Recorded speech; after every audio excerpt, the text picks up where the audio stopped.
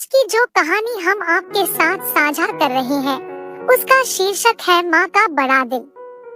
एक पति पत्नी के जोड़े को 2 बच्चे हुए, दोनों ही बेटे।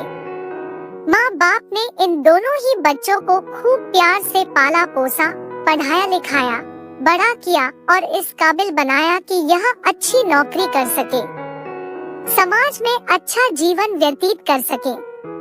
अपने बच्चों के लिए दिन रात कड़ी मेहनत करके एक बंगले जैसा 2 मंजिला घर बना कर दिया ताकि दोनों बेटे शादी के बाद भी एक साथ लेकिन अलग अलग कमरों में रह सके, ताकि आगे चलकर कभी बंटवारे का विचार न आए और इनमें लड़ाई झगड़े ना हो। दोनों बेटों को अच्छी नौकरियां लग गई, दोनों की ही शादी हो गई। बड़ा बेटा जो घर के पहले माले पर रहता था उसको एक बच्चा भी हुआ। पोते का मुंह देखकर दादा दादी बहुत खुश हुए।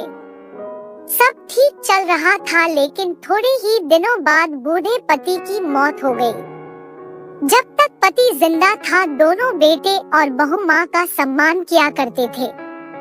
जैसे ही पति मर गया दोनों बेटे और बहुएं हर दिन माँ की सेवा करना तो दूर माँ को हर दिन खाना खिलाने के लिए भी राजी ना थे।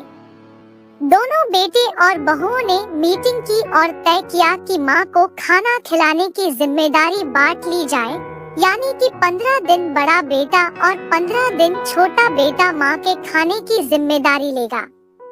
जिन बेटों को बिना दिन रात देखे, भूख न होते हुए भी और मनचाहा खाना हमेशा खिलाने के लिए जो माँ तैयार रहती थी, अब उसी माँ को बेटों के यहाँ पर दिनों के हिसाब से खाना दिया जाता था।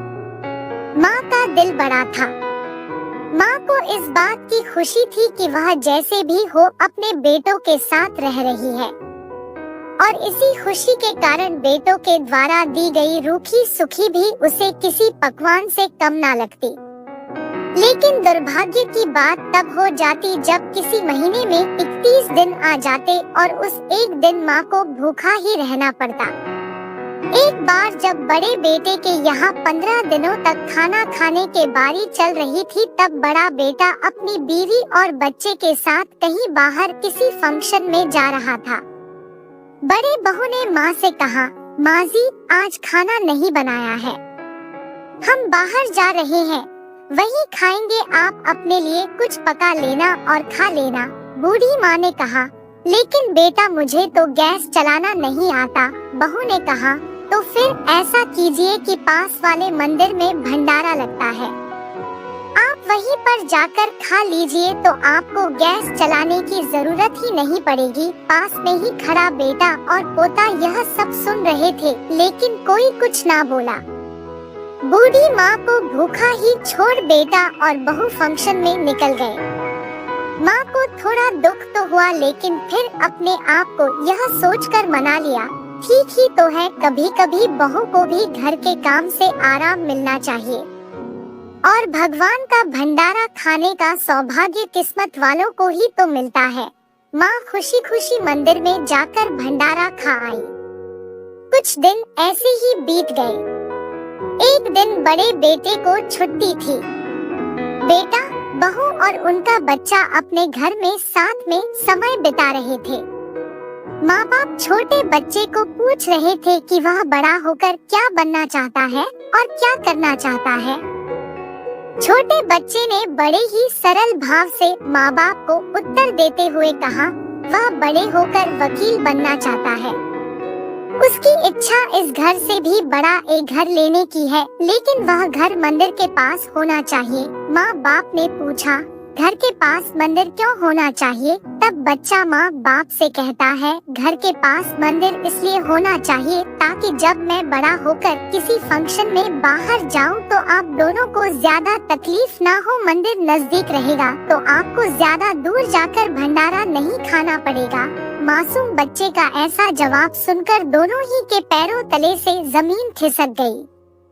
उन्हें अपनी गलतियों का एहसास अब जाकर हुआ था, जो उनके 5 साल के बेटे ने पहले ही कर लिया था। दोस्तों, दुनिया के हर माँ बाप यह सोचकर अपने बच्चों को बड़ा करते हैं कि वह उनके बुढ़ापे की लाठी बनेंगे, ना कि वह लाठी बनकर उनके ही पीठ पर बरसेंगे। चक्र निरंतर घूमता रहता है। दोस्तों, आज जो तुम दूसरों के साथ कर रहे हो, आगे चलकर तुम्हारे साथ वही होगा, यह तय है।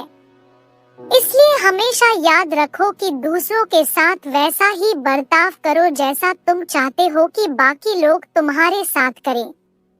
मैं जानता हूँ दोस्तों, यह माँ की भावुक करने वाली इस कहानी पढ़कर आप भी भावुक हो गए हैं, लेकिन इस कहानी को लिखने का उद्देश्य आपको भावुक करना नहीं था, बल्कि लोगों तक यह संदेश पहुँचाना था कि हमारे भारतवर्ष में जिन माँ बाप को भगवान का रूप कहा गया है, उनके साथ आजकल जैसा व्यवहार हो रहा है वह नहीं होना चाहिए।